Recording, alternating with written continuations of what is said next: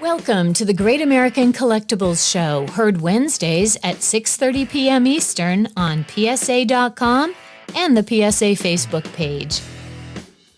The Great American Collectibles Show is brought to you by PSA and the National Sports Collectors Convention.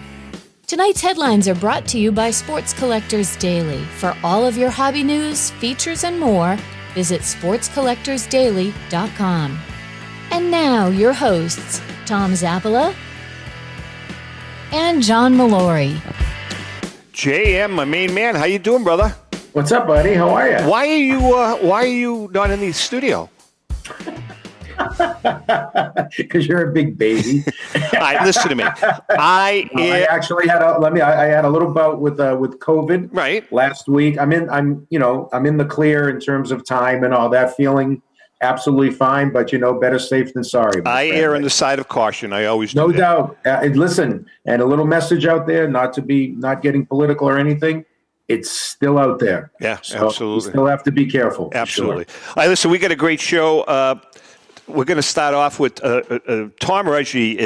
This guy's a real interesting. He's been with us before.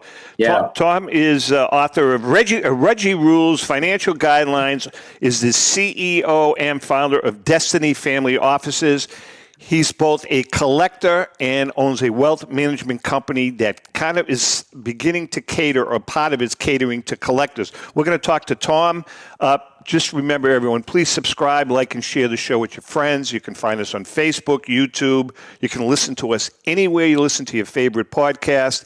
If you have a comment or question, you can just type it in, or else you can email me at ZAPSR, ZAPSR @hotmail.com. I will certainly get back to you.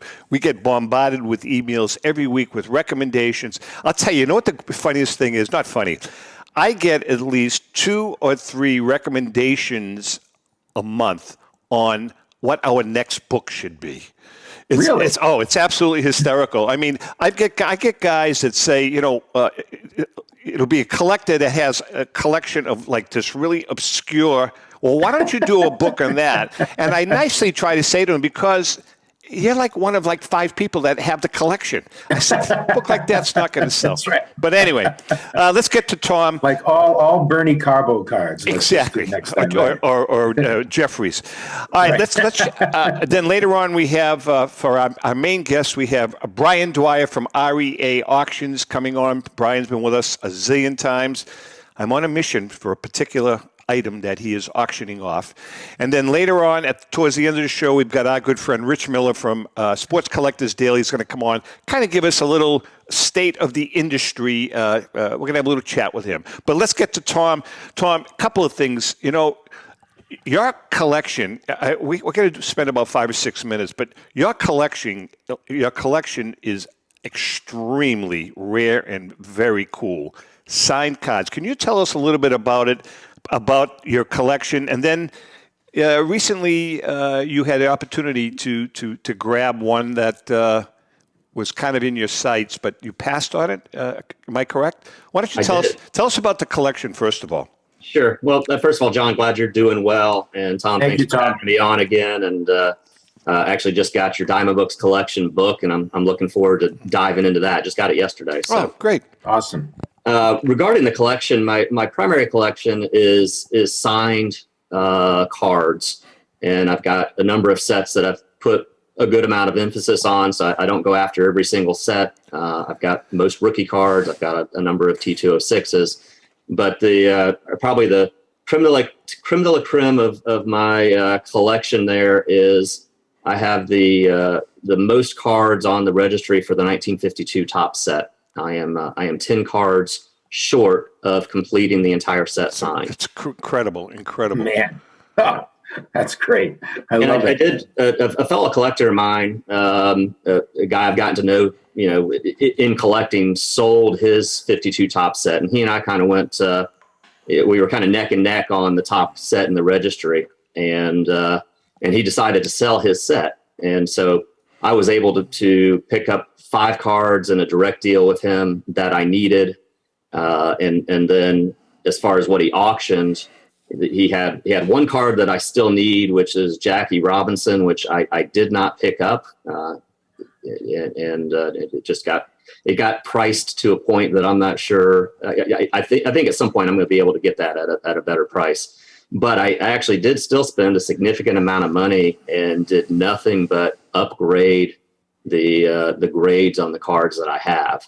I mean, to the tune of about 90 cards or so. Wow. Very cool.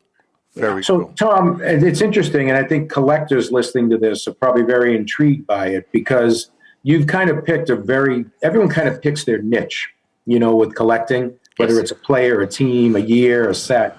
You've kind of gone to two kind of difficult areas, getting signed cards Which is and complete sets. Absolutely. So what drew you? Was it the challenge that drew you to that, or why this area? That's a great question, and I think it really boils down to when I got started collecting cards in the mid to late 70s. That it was spending all the money that I had going and buying wax packs and looking for that one car of an obscure player who wasn't a big name, but that's all I cared about. I didn't care about getting the Reggie Jacksons and Mike Schmidts. I wanted that one card, and it's that same. So you were a set guy, even as a youngster. You were a set guy. I was. Yeah. Okay. It was. Yeah. Very cool. Hey, Tom, tell us about, because I want to tie it in with the collecting thing. Tell us about the company and the wealth management component for investors, for collectors. Yeah. So I mean, we have a broad wealth management firm, but, about 5 years ago, I really decided to figure out what I wanted to do for the rest of my career. And that boils down to I want to work with people that have some of the same problems I have and have some of the same ambitions that I have. So we built a little bit of a niche in the high net worth marketplace of working with people that are into collecting. And it can be collecting memorabilia, it could be exotic cars, artwork. But as you accumulate things like I have personally done, there's a lot of planning opportunities and hurdles that need to be addressed. And I was telling Brian before we got on the air that, I'm trying to advise other people what they need to address. I'm trying to make sure I'm staying on top of my own situation as well. Right. Makes sense. You're I think she's your vice president, Cheryl, who, by the way, is a lovely, lovely individual. I just enjoy talking to her. She mentioned that you on your website you've developed what she calls a scorecard for investors. How does that all work?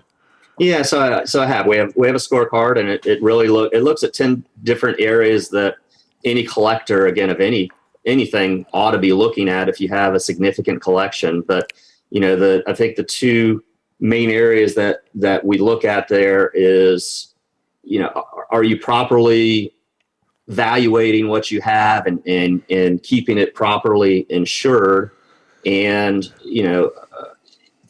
also I think a big part is the transition of a collection. Do you want to transition a collection during your lifetime, or is it going to transition at death, and have you put in the proper steps to help make that sort of thing happen? And there's a lot to do there, again, if you have a sizable collection. All right. So before I let you go, just in 30 seconds, I have a trust set up. We have a trust set up for the kids, the grandkids, and all of that. And there's verbiage in there about my collection, my personal collection. What would you do? How would you address that? Would you take it and expand it a little further? Whatever's in the trust specifically? I would read your trust document and see what that verbiage is, and again, make sure there's a mechanism in place to continuously value those assets, because my personal collection is probably up 100% in the past 3 years. Right. So you want to make sure to have the proper valuation. But in my situation, my family has no interest in my collection. So whether I get rid of it prior to me passing away or at my death, I want to make sure that the proper steps are in place so that my signed 52 Mantle doesn't get sold for $2,000. Very cool. Your website address? DestinyFamilyOffice.com.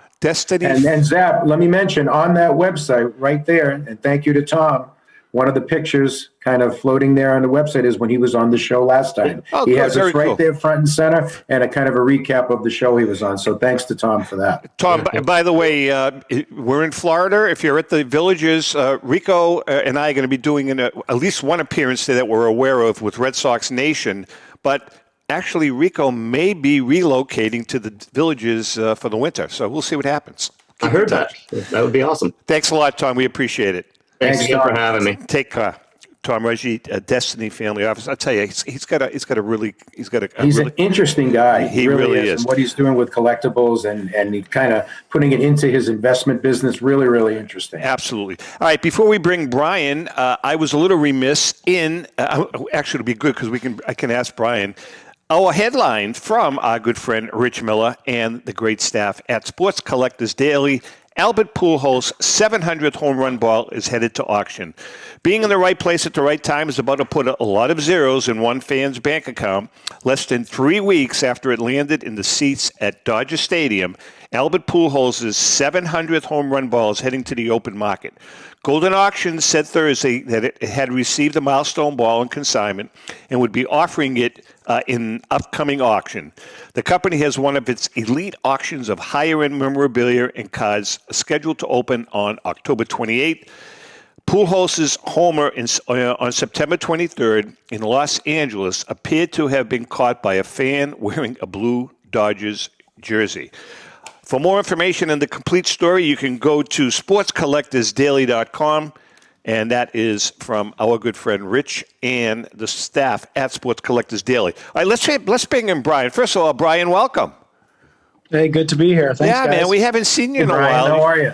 You've been a busy guy, which is good. It's all good.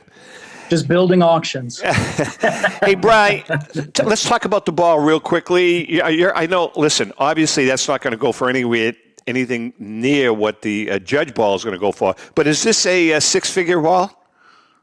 Yeah, I think pretty comfortably. I mean, I think Pujols is one of those guys that has a pretty deep fan base. He's been playing for a very long time. And 700 is rarefied air. So I think you're going to see a really big number. And, to your earlier comment, Judge ball much more valuable, but this will turn in a big price. It's interesting. The Judge ball. Sometimes you wish that the ball, something like that, an occurrence like that, would land in the hands of somebody that is a worker, works his butt off, to put food on the table for his family, sitting out there, and of course it winds up in the hands of someone who's pretty affluent and doing very, very well. Is that a $5 million ball? I never rule anything out when the New York Yankees have a seat at the table and their fan base. I would personally probably take the under, but not by much. I think it's a multi-million-dollar ball. I think there's a lot of people that will consider Judge their own home run king. I mean, obviously the stats books are different, but it's a ball that if it comes up for sale is going to sell for millions of dollars. Brian, let me. I wanted to touch base on that and get both your views on this, because is that pushing this in the collectibles world as well? The fact that the two people ahead of him now, Maguire and Barry Bonds, are known steroid users. I think the tide may be turning, young versus old, cheater versus not cheater, but within the confines of our business. Are people viewing Aaron Judge as the single season home run king now? Yeah, so you definitely have people who are eliminating the Bonds and Maguire numbers from consideration given the fact. And also, I guess, eliminating Sammy Sosa, too, who had 66. Right. So, yeah, right. Also ahead of Judge. But, like I said earlier, the record books for the time being are keeping Bonds and Maguire and Sosa ahead of Judge. What I think is going to draw the big bids and the big price on this Judge ball is, yes, that he's clean. Yes, that he's a young, exciting player, but also that he plays in the biggest media market, or one of the biggest media markets in the world. Big time. So you've got a deep fan base, you've got an affluent fan base, and you've got a fan base that can do a lot of different things with this ball promotionally or personally. There's going to be a lot of people competing for that ball.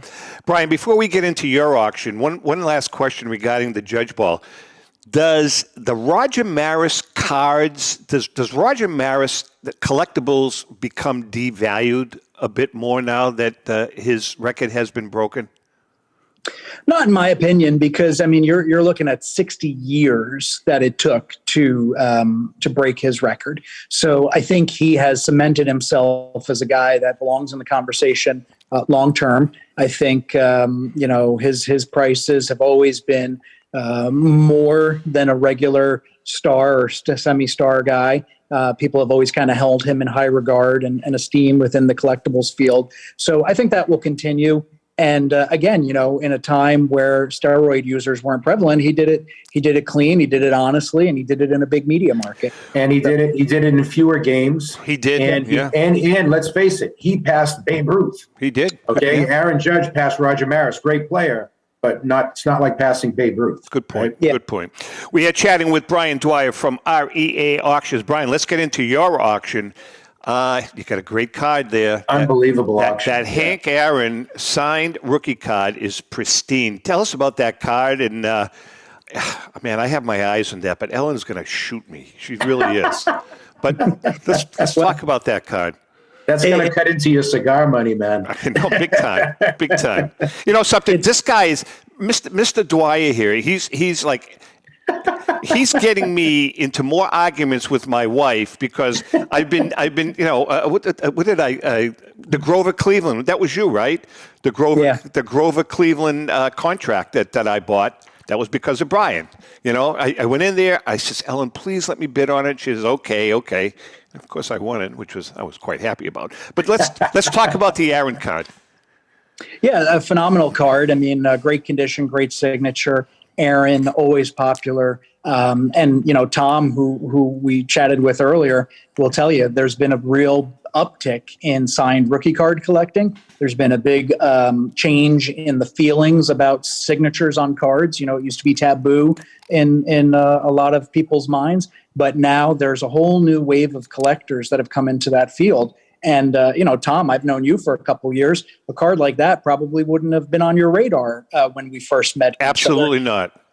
That kind of speaks to the maturation of that collecting segment and the interest in it. And so, this auction ends this weekend, 5-figure piece, in my opinion. A lot of different people in the bidding already. And if I can ship it to you, I'd be happy to. I'm sure you would. I did buy, I'll tell you what piqued my interest. Our good friend, through Joe Tomasulo, I was able to buy on a private sale. And it really is a cool card. I bought a 1953 Topps Mickey Mantle, PSA 9, and it was signed in 1953 or 54 by Mantle. That card really intrigued me. I grabbed it, and now I'm kind of liking when I'm looking at with these signed cards. And I never gave them thought 2 years ago. Listen, you keep talking, Zap, and REA is going to stand for Raise Ellen's Alimony. Okay, so you need to stop, man, because I can see it. She's killing me. He's going to be bidding, man. It's going to happen. You get some great. You got. Obviously, I'm a T206 guy. You've got some great T206 Cobbs. You've got a lot of T206s. Tell us about those. Yeah, I mean, I think T206 has been coming out of the woodwork lately, but again, it really just kind of speaks to how deep the collector pool is for those cards. So we have over 900 T206s in this auction, and they run the gamut. We've got rarebacks, we've got commons, we've got probably over 500 different, which is pretty significant. We've got some great Cobbs in nice mid grade. So something for everyone, and really just. We've made a name for ourselves in the T206 world with Wagner on down. So plenty to choose from. Go ahead. We were with you, Brian, at the National. We did a little interview with you. I want to thank you for that. And you had such a marvelous, REA had such a great setup there. And there was so many people there. And you were drawing people in pretty consistently over the course of the week there. So how was it for you? And moreover, talking about now, do you feed off the residue fumes, if you will, from the National even into the fall with this auction? Because you generated so much interest. You really did. Good point, John. Yeah, absolutely. I mean, the National is our Super people. We love it. I love it personally, just as a collector and someone who's interested in this field. I get to see people, see things that I don't get to see all that frequently. This particular show, AC, I thought had a great crowd. I thought it had a great vibe. And, as far as feeding off fumes, yes. So, I mean, we see residual benefit from the national weeks, months, years down the road. We as a company had never set up at the national until 2016. And just interestingly, there's a consignment in the upcoming fall auction from someone that we met at the 2016 national. Wow. So you know when it's going to dividends, because not everyone's a seller when they walk in the door. A lot of people are there as active collectors, but they meet us, they see what we do, they hear our story, and then when the time comes to divest their collection, they remember the interaction that they had with us at the show. There's nothing like that face-to-face meeting, right? I mean, even with all the technology now, it's nothing like that. Absolutely. We love just meeting people, putting faces with names, and just sharing our mutual love of the collecting. And I always tell my guys as we lead up to the show, if you don't take in a single consignment at the show, that's not a problem. That's not our main goal for the national. It's really to see and be seen and meet people with whom we've been dealing with for decades in some cases. Brian, before we take a break, quick question on a card that is not in an auction that you have right now, but it's another card that's intrigued me. I wanted to get your opinion. A Wagner E90-2. Is that a good investment? I love that card. I mean, so we actually do have a really attractive but low-grade card in the auction that's going on right now. Oh, you do? I did not. Yeah. Ellen. I've got it where I can find it. So, yeah, I love that card. I mean, that's a card that I actually own in my own personal collection. And that's a card that, it's like a poor man's T206 Wagner. So in a low grade, it's still a pretty decent investment? I think it's got a lot of upside potential. I mean, you can get into a low grade card for a couple $1,000s. It's going to have the same pose as a T206 Wagner, which we know now is a multi-million-dollar buy-in. So, yeah, I think there's some upside to that card. Good. All right, we're going to take a quick break. We come back. We got all kinds of stuff to talk about. This auction is a cool auction. Last night I was perusing it, and it was just got a lot of stuff on there. So we're chatting with Brian. Hang in there. We'll be right back. Since 1996, Brian Drent and the staff at Denver's Mile High Card Company have led the charge in the collectibles hobby. Mile High is a full-service dealer specializing in buying and selling cards and offers a competitive consignment program for all collectors. Whether it be their computerized want list service, appraisals, or auction services, Mile High has it all. If you've been searching for a company with a selection of high-grade vintage 1888 to 1970 baseball cards and memorabilia that shares your passion, aim high, Mile High. Go to milehighcardco.com or call 303-840-2784 for more information. This is Brian Drent, president of Mile High Card Company. Is your sports card and memorabilia collection properly insured? For easily replaced personal property, homeowners insurance is all most people need. But for prized possessions that you may have spent a lifetime collecting, it doesn't go nearly far enough. Collectibles Insurance Services has been insuring for over 50 years. They offer a full range of protection and a $0 deductible at an affordable rate with no appraisals required. I know because they insure my collection. If you have a minute, go to collectinsure.com and learn more about insuring your personal card or memorabilia collection. Hi, this is Dan from Memory Lane Auctions, here to remind you that the renowned Memory Lane Collectibles Company has served as a beacon of light to the collecting community for the past several decades. Indeed, folks, it has been our utmost privilege and pleasure to provide the most enthusiastic collectors with an abundance of the finest sports cards and memorabilia for America's most coveted sports personalities via our world-class auctions. Whether you choose either a private sale transaction or the auction route, Memory Lane cordially invites you to reach out to us to maximize the value of your prized possessions. Also, it is not just sales that we pride ourselves on being the best of the rest, because if you are seeking a particular keepsake for your esteemed gathering, we will be relentless in our quest to find that special piece to fulfill your collecting dreams. So no time to wait. Reach out to us today for the purposes of capitalizing on our unparalleled marketing capabilities. Simply pick up the phone and dial 877-606-5263. That's 877-606-LANE, or find us on the World Wide Web at www.memorylaneinc.com. Now is the time for your valued consignment to ultimately become another one of Memory Lane's record-setting prices. How would you like to own the bat that was used by your favorite player when he hit that towering home run or game-winning base hit? Now look no further than JT Sports, specializing in the sale and authentication of professional game-used bats. As the official authenticators of professional model game-used bats for PSA DNA, JT Sports will guarantee the authenticity of any bat purchased from them. JT Sports also buys and sells game-worn uniforms, gloves, and baseball equipment. The unique quality of the collectible is what JT Sports is all about. Give them a call at 609-487-8003 or check them out at GameUseBats.com. Okay, we are back and chatting with Brian Dwyer from REA Auctions. Hey, Brian, old judge cards. I see you have quite a few old judge cards in the auction. You know, that's always been an interesting dynamic with those sets. It seems as though they're starting to really pick up a head of steam. Let's talk about those. I mean, you have quite a few. What are your thoughts on that particular collection? So I love the old judge set. I mean, it's one of the areas of pre-war baseball cards that I started to dive into when I started collecting. I started dabbling in old judges and Allen and Ginters and Mayo cards from the 19th century, which, there weren't many sets produced during that era, but the ones that were are all pretty fascinating. The thing about old judges that I like is that there's so many different ways to collect them, kind of like T206s. Yeah. And that's what you're seeing people do now. You know, a set is unattainable. It's not even just a matter of money. It's just there's some cards that only one or two copies are known.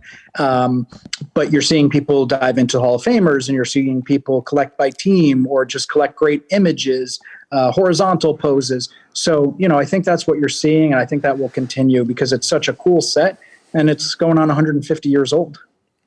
Brian, I think we've seen over the last year, maybe even 2 years, an uptick in popularity and maybe even more much-deserved respect for some African-American ball players and also Latin ball players, headed by Roberto Clemente. We talked about the Aaron card that Zapp's going to get divorced over and all that. But in this auction, you have Jackie Robinson, Ernie Banks, Roberto Clemente. Can you just talk about those items for us a little bit?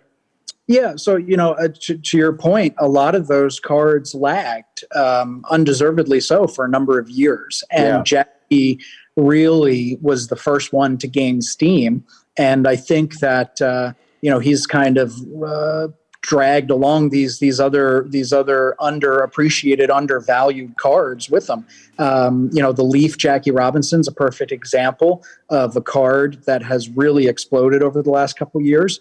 And I think it's a card that's severely overdue for that type of price correction. It's a great card. He's a significant player, monumental set. And then you look at a guy like Clemente. I mean, again, just tremendous player, great story, great person, top tier Hall of Famer. His cards have started to come up in the world.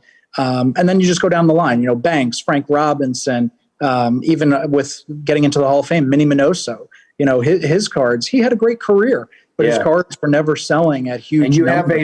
You have a 48 Leaf Satchel Paige, right? That's his rookie card for Major League Baseball, correct? Exactly, yeah. So Satchel Paige, I mean, that's a card that's very scarce. That's a card that we have actually in a 3 and an authentic in this auction.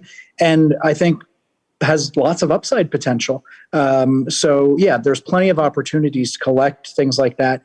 And then if you go into the Latin ball players, there's some great Cuban sets. There's some great Venezuelan sets. We had an Oscar Charleston rookie card that went for $132,000 against a starting bid of $2,500 a couple auctions ago. Wow. So they're really, really coming up in the world, and that's good to see. Brian, as the years have gone by, JM, you're bringing up a hell of a good point with the African-American players. But let's take it a step further. as the years have gone by, I mean, again, 30 years ago, it was all the pre-war cards, 33 Gaudis, 41 play ball, those cards. What about the players now? And then we went into the top set, the 50s tops, early 60s. What about cards like, again, we refer to them as the tweeners, in-betweeners, the Al Kalines of the world, the Rod Carews of the world, the George Bretts of the world. Are those cards, I mean, those cards really never got a lot of love. And I'm just talking not just those cards, but those cards in those sets. Are those cards, as time goes on, going to pick up a head of steam also, especially the Hall of Famers, the guys like Brett, Tony Oliva, not Oliva, I don't know, pick somebody, Robin Yount. Are those cards going to pick up a head of steam? Mike Schmidt, that whole era there, right. Yeah, I mean, I don't know that we'll necessarily be sitting here in a couple years talking about how those are up 5-10x, but I do think that they do represent good values. I think that what drove a lot of the interest in those, we'll call them second and third tier Hall of Famers just for this illustration. I mean, even though they've got great careers, they're not the Roots or the Gehrigs or the Aarons or the Clementes. But, what drove a lot of the interest in those cards was set building and set collecting. And what we've seen over the last couple of years has been a little bit of a pullback from set collecting. And so I think that has to flush itself out a little bit more to see how many guys are in there competing for the Tony Olivas and the George Bretts and the Robin Younts. But ultimately, every Hall of Famer has a pretty solid fan base of player collectors. So, those cards are not, in my opinion, going to go down significantly. And I think they could only really go up. Hey, Brian, not to put you on the spot, but I always like to ask the people who are, setting up and creating and formulating these auctions. We've talked about a lot of the items there. Is there an item, whether it's an overlooked item or a high price or possibly high priced item, that's kind of a wow or unique or cool item for you that you're looking at and saying, hey, this is a unique thing. This is kind of a neat item we have in this auction? So this auction that's going on currently is our monthly encore auction. And so it's heavily skewed towards cards. Yep. So things that caught my eye, and this is an auction that has over 4,200 lots in it, but we have a group of 8 or 10 1974 Topps puzzle proof cards. And a lot of people aren't familiar with the 74 Topps puzzle issue, let alone the concept of these proof cards. But that was something that when I saw them come in, it caught my eye because they don't come across your desk every day. And they've got great player selection. You've got Seaver, you've got Palmer, you've got George Foster, Barry, Bobby Bonds. So what do those look like, Brian, for people who don't know? Are they little mini puzzles like the size of a card? Or So they're actually larger. They're probably 5 by 7 in size. Okay. The final issues were limited release, cut into maybe 20 different pieces. And the proof ones that we have are unpunched, if you will. So they're more akin to a turkey red, where they're like a cabinet card size almost. And they're cool because they're those little esoteric test issues that the player collectors love and don't get to see all that often. And so that's something that in this auction catches my eye. In our fall auction that's coming up, there's just some tremendous stuff that is truly unique. But in the context of the current auction, those Topps puzzles, those stand out to me. Neat. Brian, what about non-sports? I mean, I noticed you have quite a few non-sports items in the auction. Can you talk about that a little bit? Yeah, that's an area that we've always well represented, in my opinion. And there's just so many different sets. There's in this auction we have JFK sets, we have jockeys from the 1910s, we have G-men from the 1930s. I mean, there's just so many different subjects. And so again, the fact that this is a monthly auction gives us the opportunity to showcase some of those sets where we maybe would put them in larger groups or not even be able to offer them at all in the context of the catalog auction. But we can sell these $100, $200 sets that have a pretty good collector base. And they're just really fun to look at and read the backs of the cards and see the stories that they're telling or the stories that they're creating. So I'm a big fan of non-sports. Brian, I always like to see how the business imitates life, if you will. Not to get too deep for Zap. I know he's looking up the word imitate. Come on, man. That's over my head. What are you doing here? But this past year, we talked about how Aaron Judge playing for the Yankees kind of elevates a record that would be great if anyone got it, but you're a Yankee, I get it. This year, the Yankees were excellent. As this goes live, they may be out, but it doesn't matter. The Yankees had a great year. The Dodgers had a great year. The Cardinals had a great year. The Red Sox did not have a great year. But when those teams are good, those classic teams with so many Hall of Famers from the past, when they're good, does it spur interest in the hobby, whether it's current cards or vintage cards? I think it does. And I can tell you, as someone that lives in the New York metro area and someone that has, tons of friends that follow the Mets and Yankees, both of whom are obviously playoff teams this year. Right. I had more text messages or phone calls from people saying, how do I get a Pete Alonso signed ball? Or how do I get an Aaron Judge signed ball? And sometimes that's a gateway into, now that I've got Judge, wouldn't it be cool to have Mantle, or wouldn't it be cool to have DiMaggio, or how much to get a Roger Maris ball, or maybe if I'm doing a little bit better, how much to get a Ruth ball. So, there's a lot of different ways to end up a collector, but I think you've got to start somewhere. And so, yes, when these teams are good, you're going to get people that start to dabble. And if they catch the bug, that's just going to build our hobby, bigger. Jay, and by the way, if you notice, I have all of my Red Sox paraphernalia has gone into mothballs for the year. I know, right? Where's the hat? But you do notice that I have my Celtics paraphernalia on now. I see that. I have my Patriots hat for our new quarterback, Zappy. And the fact that the Celtics have a good shot at. Real good shot. Seeing where they go. And they're doing special tributes to Bill Russell this year. I know, I saw that. The uniforms they're going to debut have the number 6 on there, and the number 6 is on the court. Yeah, good stuff. Very cool. Hey, Brian, let's talk about, and we've touched upon this many times, but a lot of viewers really enjoy when we talk about it. Let's talk about the modern investor/collector. We've talked about it in the past. And we talk about the speculation. We've used Tatis a zillion times as an example, or in football, pick somebody, Mac Jones, a guy that's gotten hurt. So I'm sure his card is devalued a little bit. My question, though, is a lot of these young investors/collectors do it for the investment part of it. We all know that. They'll flip a card, make a few bucks, and that's the end of it. But are you noticing at all any of these young collectors that are starting to dip their toe in the water when it comes to vintage? Are they getting more interested in vintage cards, pre-war cards, post-war, 50s, 60s? 100%. And so, I've always had a pretty unique perspective on this over the years as I've joined you, because I'm in my 30s. So right. I'm a collector. I got my start collecting modern at the time. And then I dug a little deeper and learned a little bit more and branched out. And so, yes, to my earlier point, there's a lot of different ways that you can follow the path. But yeah, I am seeing people who have parlayed maybe some of their successes in the modern speculation. Obviously, basketball was very hot in 2020 and 2021. And now they're saying, look, I turned $5,000 worth of Zion and Luka prospecting into $25,000 worth of stuff.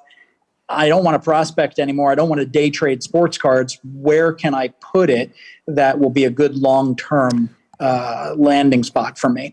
And so, the answer oftentimes is the tried and true blue chips. And so we are seeing that kind of pivot from some of these collectors. I think that is so cool. And I think, Tom, I know Tom is watching, but that kind of gives me a warm, fuzzy feeling inside, because they're looking at these vintage cards as blue chip stocks, like when I was, when we were younger, buying ATT or IBM or one of those stocks, and then you do a little speculating with the modern stuff. I think it really gives you a well-rounded portfolio. Yeah. Right? It absolutely does, and I think it also brings in the sports fan part of collecting. Zap, and I know even, kind of reflective of Brian, I have quite a few years on Brian, but when I started collecting, it was right when Tom had mentioned it earlier in the show, mid-'70s. That was my wheelhouse, the Mike Schmitz, the George Bretts, Rod Carew, still Yaz in there, of course, Rico Petrocelli. But then in doing that, I learned about the Willie Mazes and the Mickey Mantles and the Babe Ruths and the Lou Gehrig's and the Cy Young. So you hope that happens. You really do. We haven't talked a lot about football, Brian, but I did notice in looking at your current auction, you have a 1981 Topps football. Is it an unopened box? And I think that includes the Joe Montana. Is it Montana's rookie card that's in there? Yeah, so potentially. I mean, it's 81's Montana's rookie year. We always caveat with the unopened that we can't make any guarantees. Absolutely. but yeah, that is his year. And unopened, I mean, that's another area where we could do hours on how that feels. Let's talk about that. Talk about that because I find it very intriguing. And quite frankly, I don't know a hell of a lot about it. I mean, I've tried studying it, but there's a whole cult almost that is into that. Let's touch upon that. Yeah, so it's not unlike many segments of our hobby. People get very passionate about what they collect and what they specialize in. The unopened field is one that I've actually been part of as a collector, a personal collection for the last two and a half years. And as I've learned more about it, I can kind of see why people get so passionate about it. This is something that with the rise of breaking and breakers and the speculating on, what am I going to pull out of this pack? The supply is dwindling daily. Oh. So you have people who are going out and buying these boxes and packs solely to open them, while you have this other part of the hobby who is buying these packs and boxes only to leave them sealed. And they, part of them, they hate to see these packs open because it's, ruining history in their minds. But the other part of them is saying the stuff that I've got in my collection is worth more because there's now less of it. And so that's been a very interesting balance to watch unfold as breaking gets more prominent. The unopened prices are going up as there's more competition. There's people in the market with different perspectives and goals. So it's been really interesting to watch. And like I said, it's something that I've kind of been playing with myself, and I like it. We got about 3 minutes left, Brian. Just a couple of other really just quick. Did I see you had some Black Sox tickets from 1918? So we had in the last auction a handful of 1919 World Series tickets. I got killed on that one too, by the way, but that's okay. Yeah, you can't win them all. I mean, I gotta tell Ellen that you don't win everything. So I got wiped out on that one. We have some Black Sox tickets and autographs coming up in the next auction. So we actually are going to have a really cool Black Sox 1919 section with some. We have a press pin from the series. We have some photographs from the series. We have some tickets. We have some cut signatures of key players. We have a handwritten note from Mrs. Joe Jackson talking about Joe coaching in the 1930s. So some really cool stuff. But yeah, the tickets should get strong interest again. Yeah, those are really, really cool. Your website address, and when does the auction end? So this October Encore auction ends on Sunday, and you can find that at robertedwardauctions.com. And then we're short turnaround, November 3rd, we're launching a pre-war set break auction.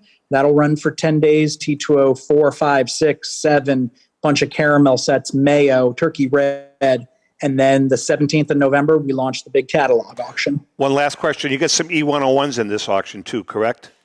We do, yeah, near set. Very cool, very cool.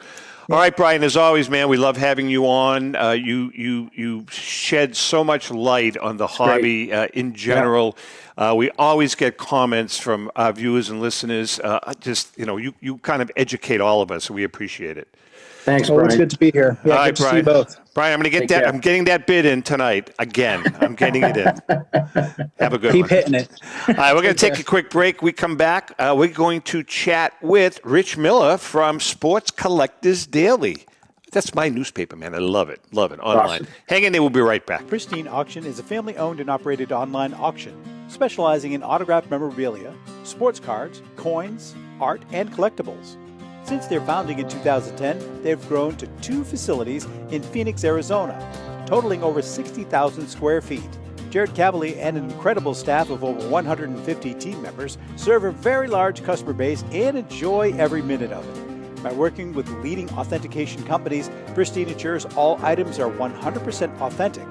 In addition, third-party authenticators regularly travel to Pristine Auction to provide authentication services on site.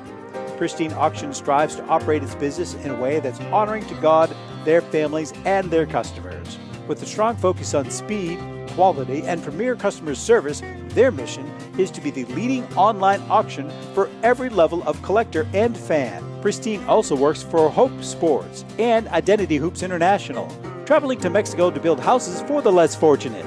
Pristine Auction offers several online auction formats with thousands of auctions ending each day. For more information, go to pristineauction.com. That's Pristine Auction, the best in the business.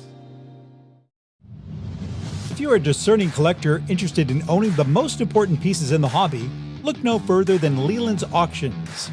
The original sports auction and appraisal house, Leland's was established in 1985 by legendary Pioneer founder Joshua Leland Evans. And today, President Mike Hefner carries on their tradition. From the Tom Brady card and memorabilia collection to the famed Boston Garden auction to high-end card auctions from every major sport, Leland's has always maintained the highest standards. Go to Lelands.com and get your bid in. That's Leland's, the hobby's leading sports auction house for 4 decades. It's often been said that championships are won on the practice field, and world records come only to those willing to work harder than everybody else. Heritage Auctions is the world's largest collectibles auctioneer because we believe that becoming the best is only an invitation to the challenge of remaining the best. This requires the skills of the hobby's top experts, capable of identifying and maximizing value for our consigners. It requires the most visited website in the industry, courting a global audience of collectors over 1.5 million strong. It requires a dedicated press department that expands our global reach far beyond the entrenched hobby marketplace. It's hard work, but a simple premise.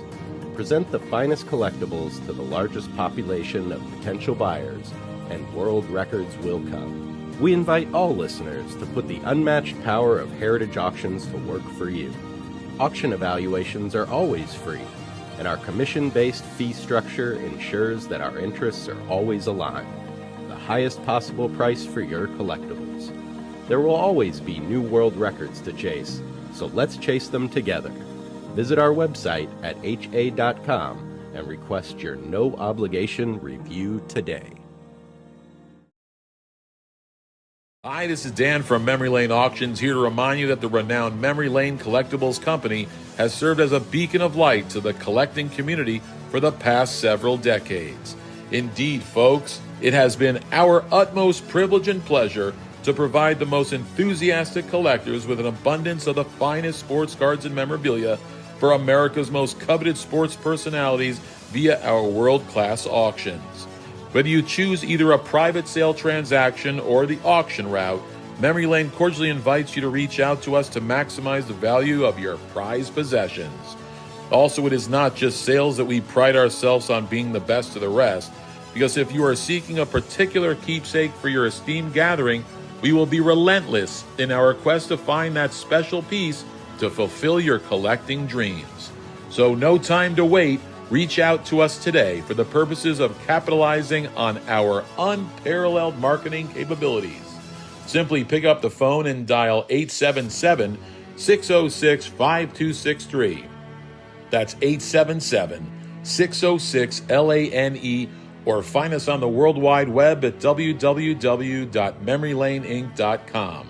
Now is the time for your valued consignment to ultimately become another one of Memory Lane's record-setting prices. They are prized possessions, and you need a place to store them that is safe and secure. The eBay Vault is exactly that. An insured, climate-controlled facility with state-of-the-art security that guards your valuable collection around the clock. Your Vault account is protected by two-step verification and easily accessible through eBay Collection. And everything stored in the eBay Vault is backed by Authenticity Guarantee.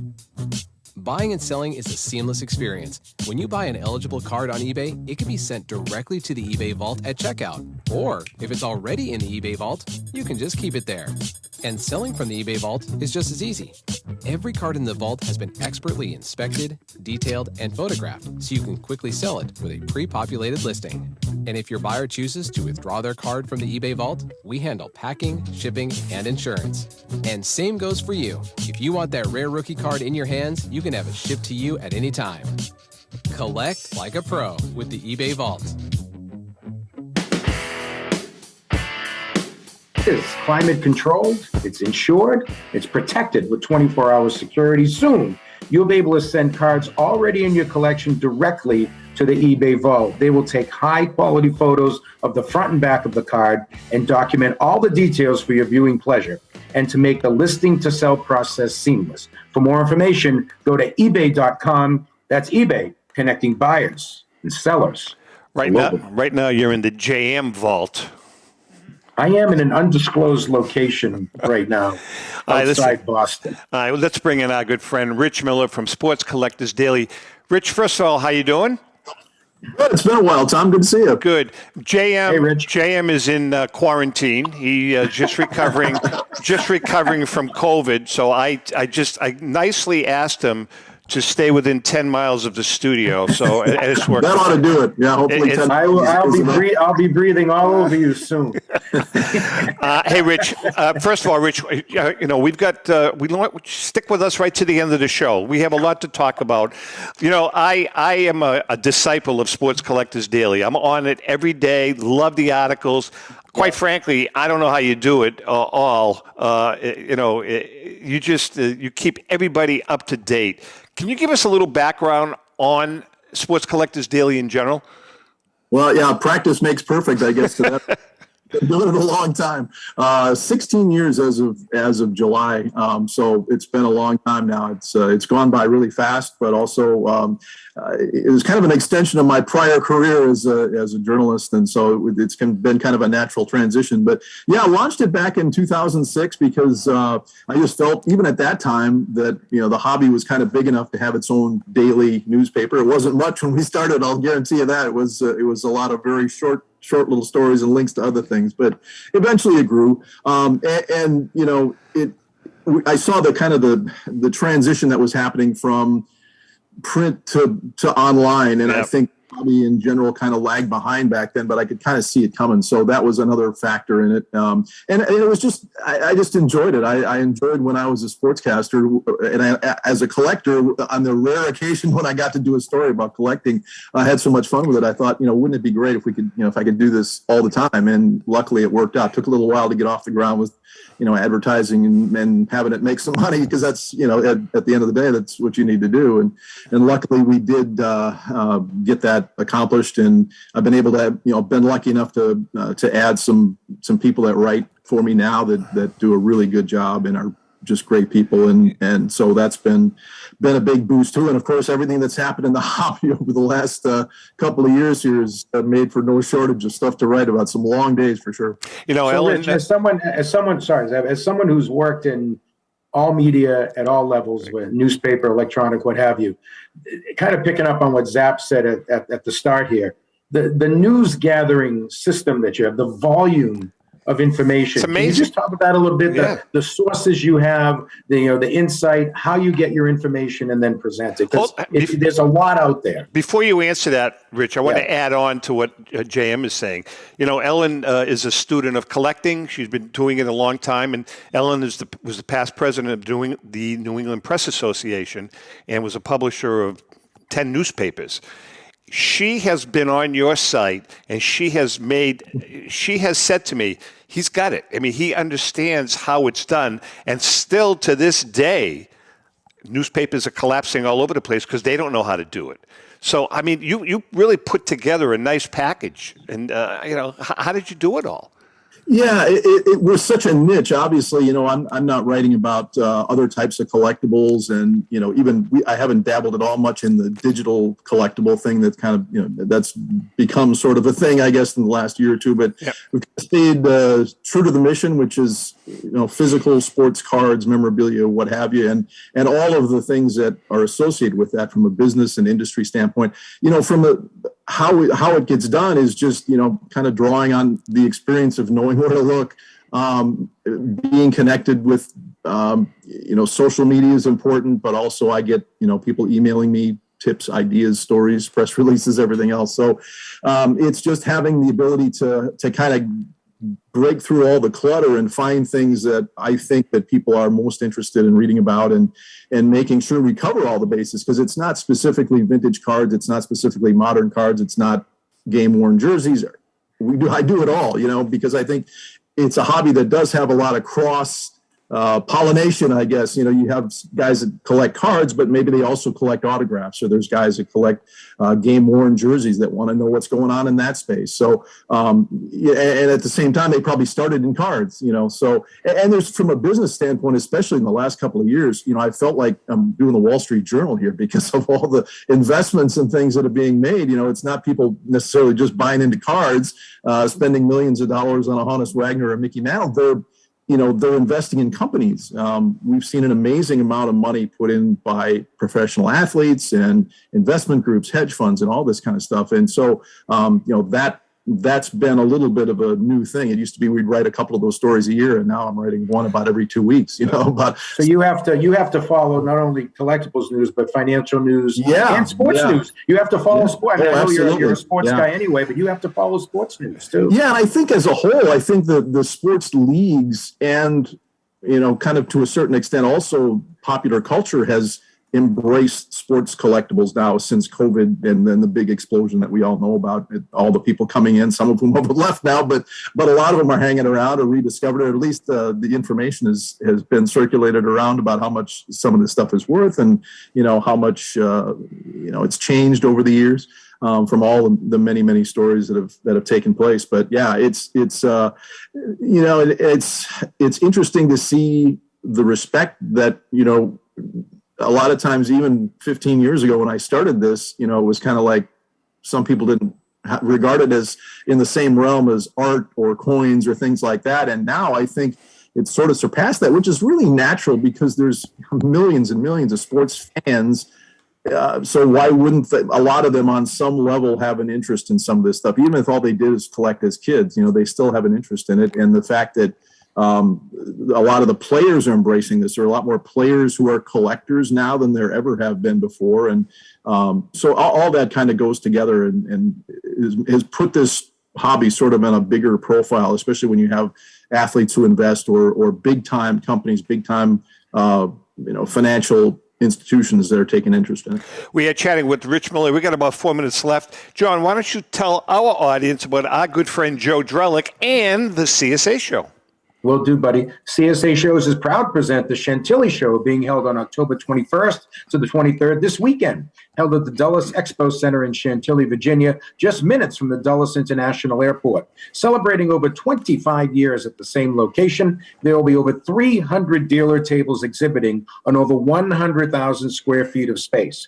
With both vintage sports cards and memorabilia, as well as modern-day sports treasures, you won't have to look very far for that special card, bat, ball, or autograph. Major auction houses and third-party grading companies will be on site to assist you with your collecting and authentication needs. Some of your favorite superstars will be on hand, including football greats Joe Montana, the Bus Jerome Bettis, former NBA superstar Hakeem Olajuwon, Baseball Hall of Famer Cal Ripken, boxing legend Iron Mike Tyson, and many, many more. For more information, go to www.csashows.com.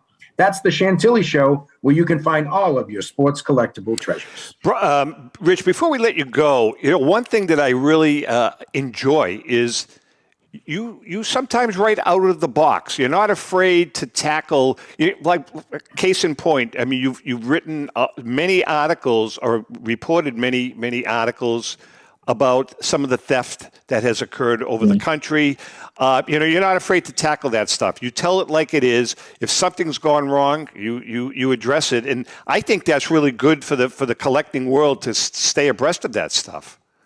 Yeah, that's one of the things that's gone along with the growth in the industry is that the word has gotten out that some of this stuff is pretty valuable. And a lot of times in these burglaries at card shops and different places around the country, GTS distribution just got hit. Yep.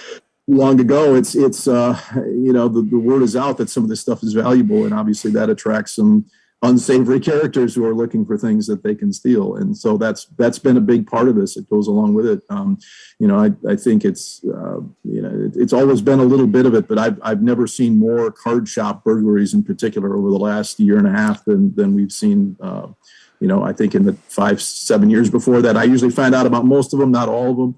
One way or the other, but it's the site is not designed to be necessarily a crime log, but it's you're covering everything. You're covering the hobby. That's a good part thing. of the news. Yeah, that stuff is important for even if your shop or you're a patron of a shop that hasn't been hit.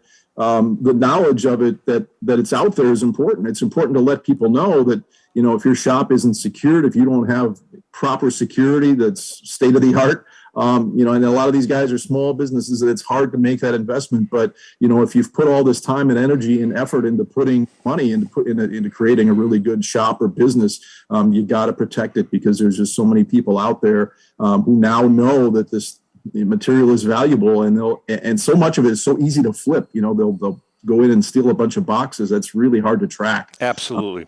They know that. So unfortunately, luckily, I think in the last few months, it's kind of died down a little bit. We haven't seen quite as much of that. And maybe that's because the shops are taking a few more steps as the word's gotten out that so many of these stores are getting hit. Sports Collectors Daily, go online. It's just a wealth of knowledge, covers everything as far as the hobby goes. Hey, Rich, thanks so much for taking the time to be with us. We love having you on. You don't come on that often. We got to get you on more often, because you really do educate the public with what you guys are doing. You've done a great job. Well, I appreciate it, Tom and John. Thank you very much for having me on. Thanks, Rich. Great work, man. And again, special thanks to Tom Ruggie. Great guy, great job, and special thanks to Brian Dwyer from REA Auctions. JM, I hope I see you in a couple of weeks. I hope so, buddy. I'm ready. I'm ready. I don't know if I'll be normal, but I'll be healthy. Petrocelli's in next week, and to our viewers and listeners, thank you all for the support. We really appreciate it. And with that being said, happy collecting.